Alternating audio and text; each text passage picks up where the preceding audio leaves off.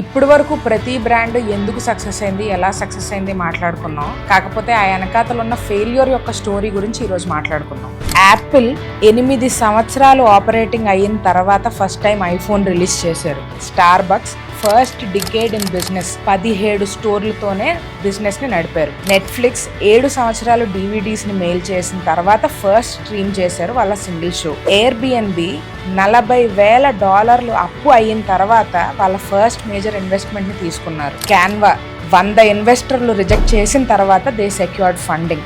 ఇలా ప్రతి ఒక్క బ్రాండ్ ఓవర్ నైట్ సక్సెస్ అయినట్టు కనిపించినా they have a powerful story where they displayed courage. So patient గా ఉండడం అన్నది ఇంపార్టెంట్ అయిన విషయం పక్కన పెడితే, మన యొక్క ఐడియాని నమ్మి దాని మీద నిలబడి ఎక్కువ సంవత్సరాలు అయినా సరే నిరుత్సాహపడకుండా కంటిన్యూస్ గా బీ పర్సిస్టెంట్.